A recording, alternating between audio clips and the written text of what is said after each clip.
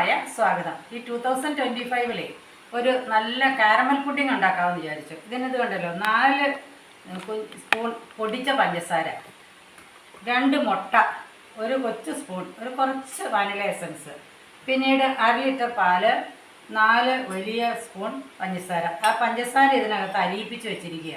ഇത് പെട്ടെന്ന് എങ്ങനെ ഉണ്ടാക്കാമെന്ന് കാണിച്ചു തരാം. ആദ്യമായിട്ട് ഈ പൊടിച്ച പഞ്ചസാര നമ്മൾ ഇതിനകത്തോട്ട് ഇട്ട് കാരമലൈസ് ചെയ്യാൻ പോവുകയാണ്.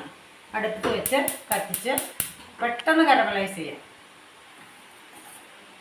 ഇത് കണ്ടല്ലോ, ഇതങ്ങ് മാറ്റി വയ്ക്കാം, അത് സെറ്റ് ആവട്ടെ.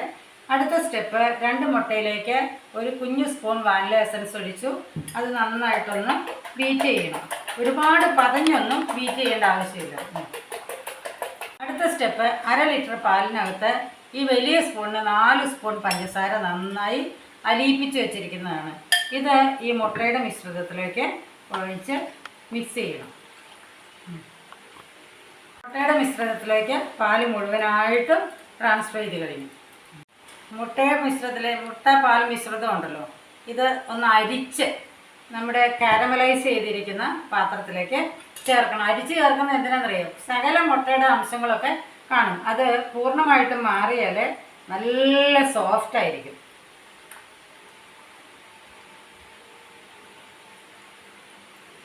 ഉണ്ടോ?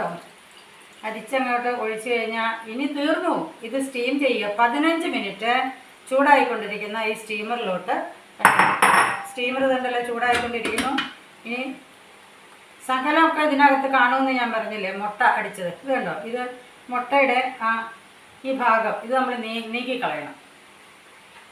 ഒരു അലുമിനിയം ഫോയിൽ വെച്ച്, 1-2 ചെറിയ സുഷിരങ്ങളുള്ള അലുമിനിയം ഫോയിൽ വെച്ച് നന്നായിട്ട് കവർ ചെയ്ത് ചൂടായിക്കൊണ്ടിരിക്കുന്ന നമ്മുടെ സ്റ്റീമറിലോട്ട് വയ്ക്കുന്നു. ഇത് അധികം നേരം സ്റ്റീം ചെയ്യാൻ പാടില്ല. 15 മിനിറ്റ് കഴിയുമ്പോൾ നമുക്കിത് ഇറക്കാം. 15 മിനിറ്റ് കഴിഞ്ഞു. ഫ്ലെയിം അങ്ങ് ഓഫ് ചെയ്തിട്ട് നമുക്കിത് എന്തായെന്നൊന്ന് നോക്കാം. ഓ, സെറ്റായിട്ടുണ്ട്. നമുക്ക്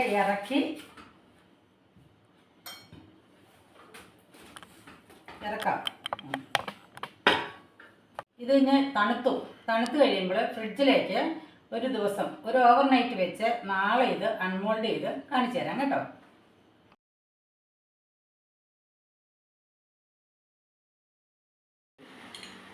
നല്ല തുള്ളുന്ന പുഡിങ് കണ്ടില്ലേ, ഭയങ്കര സോഫ്റ്റാണ്. ഒന്ന് കഴിച്ചു നോക്കട്ടെ. കണ്ടാൽ തന്നെ കൊതി വരും. ഇത് കഴിക്കുന്ന കാര്യം പറയണ്ടല്ലോ.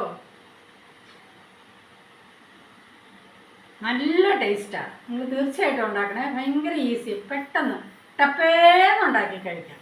ഓക്കേ.